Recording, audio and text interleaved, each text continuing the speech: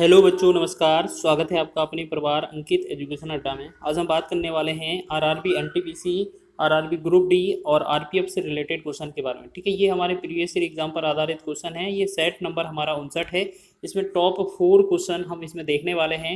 ये दो संख्या, जैसे ये जो क्वेश्चन है, देखो यहाँ पर आरपीएफ लिखा है, आरआरबी ग्रुप डी एनटीपीसी कोई भी हो सकता है, क्योंकि ये सभी एग्जामों का समावेश यहाँ पर मिलने वाला है आपको, एनटीपीसी, ग्रुप डी और आरपीएफ का। ठीक है, और उन क्वेश्चनों को आप बेस्ट अप्रोच के साथ कैसे हल करेंगे, तो ये आपको सीखना है। सबसे पहले बात करेंगे दो संख्याओं का गुणनफल 24 तथा उनके वर्गों का योगफल 52 है, तो उनका योगफल कितना होगा। इस तरीके का क्वेश्चन मिले तो आपको करना क्या है, आपको एक बेसिक सॉल्यूशन दिखाया जाएगा इसका, और उसके बाद आपको एक शॉर्ट ट्रिक बताई जाएगी। ठीक है, तो आपको सबसे पहले क्या करना है, एक फॉर्मूला आपको बताते हैं, एक फॉर्मूला बेस पर आधारित है। जैसे दो संख्याओं का गुणनफल क्या बोला है, एक संख्या x और दूसरी संख्या y, x गुणे y या एक्स वाई का मान जो होगा वो कितना होगा, 24।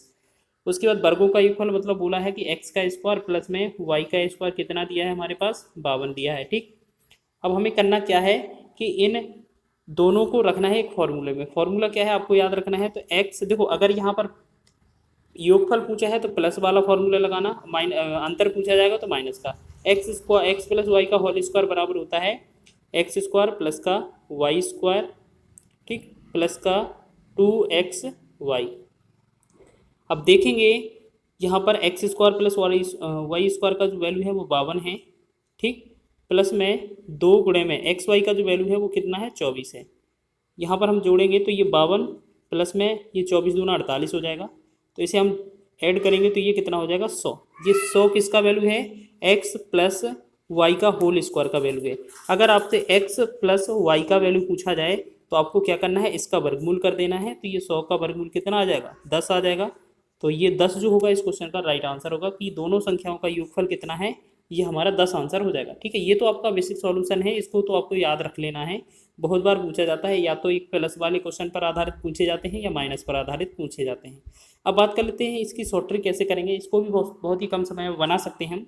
जैसे यहाँ पर 52 लिखा है, ठीक है, तो 52 के ऐसे दो गुणनखंड करने हैं कि जिनका गुणनफल कितना हो जाए, सॉरी यहाँ पर ये मिस्टेक हो गया, यहाँ 52 नहीं, यहाँ 24 लेना है। ठीक है, 24 के ऐसे दो गुणनखंड लेने हैं जिनका गुणा 24 हो जाए। ठीक है, तो हम देखते हैं यहाँ पर 24 और 1, 24 गुणे 1 24 होता है, या 12 गुणे 2 24 होते हैं, या 8 गुणे में 3 भी 24 होता है, या 6 गुणे में 4 भी 24 होता है। इनमें से हम कह सकते हैं 24 गुणे 1, 12 दूने 24, 8 तिया 24, 6 चौके 24। इनमें से चारों विकल्पों में से, मतलब ये चारों में से कोई एक सही होगा इसका।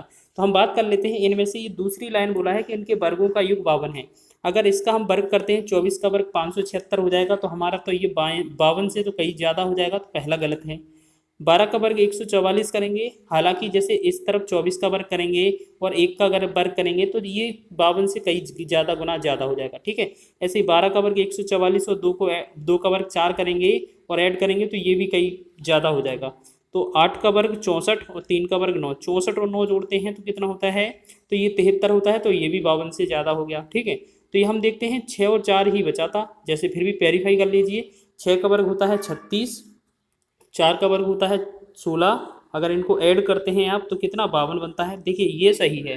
तो आपसे क्या पता चल गया कि इसमें जो आपका सही वैल्यू है ये वाला सही है, यानी कि 6 और 4 हमारी संख्याएं बन जाएंगी। अब क्वेश्चन में बोला है उनका योगफल ज्ञात कीजिए, तो आप इन दोनों को जोड़ेंगे 6 और 4 को, तो कितना बनेगा, 6 और 4 10 बनेगा। तो ये हमारा राइट आंसर हो जाएगा। ठीक है, आप इसे बिना कैलकुलेट किए भी और बिना रफ किए भी कर सकते हैं इसको हल। ठीक है, जैसे आगे सेकेंड क्वेश्चन मिलेगा आपको। सेकेंड क्वेश्चन लिखा है, दो संख्याओं का अंतर 18 है और यदि उनके वर्गों का अंतर 360 हो तो उनमें सबसे बड़ी संख्या ज्ञात कीजिए। अच्छा, ये क्या है, थोड़ा लॉन्ग क्वेश्चन पूछ लिया है। तो आपको क्या करना है, इस तरीके का क्वेश्चन करना है कि ये 360 दिया है, पहले तो फॉर्मूला पे लगा देते हैं। ठीक है, यहाँ पर दिया है x माइनस वाई का वैल्यू कितना है हमारे पास, 18, और बोला गया है उनके वर्गों का अंतर, तो एक्स स्क्वायर माइनस का वाई स्क्वायर बराबर कितना दिया है, 360।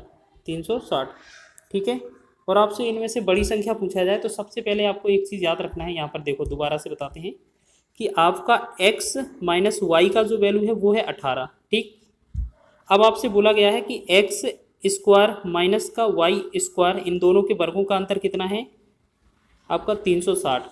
अब वर्ग से आप क्या कर सकते हैं, इस वर्ग को ऐसा लिख सकते हैं, एक बार प्लस में लिखेंगे एक्स प्लस वाई और एक बार एक्स माइनस वाई लिखेंगे। ठीक, फिर हम क्या करते हैं, यहाँ पर 36 लिख देते हैं। फिर हम करेंगे इस स्थान पर लिखेंगे 18, एक्स प्लस वाई का जो वैल्यू आएगा यहाँ पर गुणा में 18 लिखेंगे और बराबर में ये 36। ठीक है, 18 से भाग देंगे, 18 दूना 36, तो यहाँ पर ये 360 था, सॉरी 360 था, ये 20 आएगा। ठीक है, तो हमने देखा एक्स प्लस वाई का जो वैल्यू है वो कितना है, 20 है। तो आपको सीधा याद रख लेना है, अगर आपसे पूछा जाए एक्स माइनस वाई का वैल्यू कितना है 18, एक्स प्लस वाई का वैल्यू कितना है 20। अगर आपसे इस वाले क्वेश्चन में अगर आपसे एक्स पूछा जाए तो आपको क्या करना है, इन दोनों संख्याओं को जोड़कर 2 से भाग देना है। ठीक है, और वाई पूछा जाए तो दोनों को घटाकर 2 से भाग किया जाए। अब क्वेश्चन में लिखा है बड़ी संख्या ज्ञात कीजिए, तो ध्यान रखना बड़ी संख्या हमेशा जोड़ने पर प्राप्त होगी। ठीक है, तो बड़ी संख्या हम क्या करेंगे, इन दोनों को जोड़ देंगे, 18 और 20 को 38 हो जाएगा और फिर 2 से भाग कर देंगे। ठीक, तो ये कितना होगा, 19 हो जाएगा। तो x का जो मान आएगा वो 19 हमारा आंसर बनेगा। ठीक है, कभी कभार इसी क्वेश्चन में छोटा पूछ लिया जाता तो हम क्या करते हैं, इसमें y का वैल्यू निकालते और 18-20 का अंतर कितना होता, 2 होता, और उसमें से 2 से भाग करते, 2 से 2 एकम 2। ठीक है, तो ये y बराबर कितना आता, फिर 1 आ जाता। लेकिन फिलहाल इसमें बड़ी संख्या पूछा था तो ये हमारा 19 इसका राइट आंसर हो जाएगा। ठीक है, ये आरआरबी ग्रुप डी में ये पूछा गया था 2022 में। आगे बढ़ेंगे नेक्स्ट क्वेश्चन की ओर, चलिए देखेंगे। यहाँ पर लिखा है यदि दो संख्याओं का गुणनफल 13 है और उनके वर्गों का योगफल कितना है, 97 है। ठीक है, यहाँ पर ये है, तो आपको क्या करना है, इसमें थोड़ा बड़ा लिखते हैं, बड़ा कर लेते हैं। हाँ, अब देखेंगे इसमें बोला गया है कि दो संख्याओं का योगफल तो 13 है, उनके वर्गों का योगफल कितना है, 97 है, तो उनका गुणनफल कितना होगा। ठीक है, इस तरीके का क्वेश्चन है, तो वही फॉर्मूला याद रख लेते हैं। यहाँ पर दिया क्या है आपको, x प्लस वाई का जो वैल्यू है वो दिया है 13 और एक्स स्क्वायर प्लस का वाई स्क्वायर का जो वैल्यू दिया है वो कितना है आपका 97। अब आपको करना क्या है, आपको गुणनफल निकालना है, तो फॉर्मूला तो वही लगाएंगे। ठीक है ना, फॉर्मूला वही लगाएंगे, जैसे x प्लस वाई वाला है तो स्क्वायर इसका लगाएंगे, तो एक्स स्क्वायर प्लस का वाई स्क्वायर प्लस का 2xy, तो x प्लस वाई का स्क्वायर लगाएंगे तो यहाँ पर 13 का वर्ग कर देंगे और इस x square plus y square की वैल्यू 97 लिखेंगे, प्लस में 2xy लिख देंगे। ठीक है, अब ये 13 का वर्ग 169 हो जाएगा और इधर ये माइनस आएगा 97, तो 97 घट जाएगा, बराबर में 2xy। हमने देखा 97 में 169 में 97 घटाएंगे तो 70 बचेगा। ठीक है, 70 बचेगा, एक बार दोबारा से देखो, 70 नहीं 72 बचेगा, सॉरी ये 72 बचता, ये कितना 72 बचेगा, 9 में 7 गया 2, 16 में 9 गया 7। ठीक है, बराबर ये क्या है 2xy है। अगर हम 2 से भी भाग करेंगे 2 एकम 2, 2 से भाग करेंगे 2, 36 दूना 72।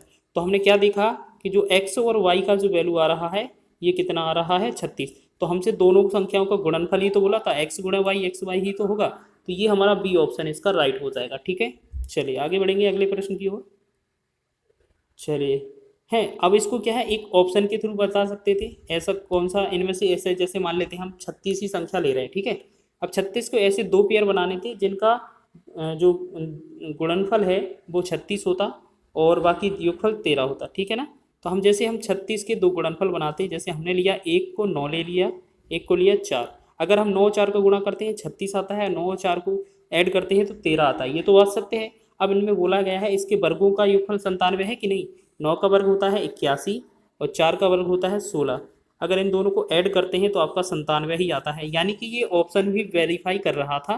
ठीक है, इस वजह से ये आंसर हो जाएगा, या आप किसी भी तरीके से लगा सकते हैं। अगला क्वेश्चन देखिएगा, लिखा है 0.125 को परिमेय संख्या के रूप में व्यक्त कीजिए। ठीक है, अगर आपका इस तरीके के क्वेश्चन है 0.125, अगर बार वाला रिलेटेड क्वेश्चन है तो आपको क्या करना है, सबसे पहले जो 0.125 पूरी संख्या लिखी है उसको लिख लेना है, फिर माइनस क्या करना है, इन बार 3 पर बार लगा है, इन बार के अलावा जो भी आपको इस तरफ पीछे की तरफ आपको संख्या मिलेगी, जैसे इस तरफ को आपका कोई भी संख्या लिखी जा सकती है तो वही चीज़ घटा देना है। ठीक है, बटा में हम क्या करेंगे, फिर जितने अंकों पर बार लगा है दशमलव के बाद 1 2 3, 3 अंकों पर लगा है तो हम 3 बार 9 लिखेंगे। ठीक है, इसको हम सॉल्व करेंगे तो हमारा बनेगा 125 बटा में 199। तो ये आपका ऑप्शन कौन सा सही है, सी ऑप्शन सही है। ठीक है, या आप इसमें शॉर्ट तरीके से भी कर सकते थे, कई लोग कहेंगे कि इसे क्या करना है, जब 0.125 दिया है तो 3 पर बार है तो यानी कि पीछे तो नीचे तो जो आएगा वो 3 9 आ जाएगा, और इसमें दशमलव के आगे कुछ है नहीं तो 125 ही लिख देंगे डायरेक्ट, ठीक है।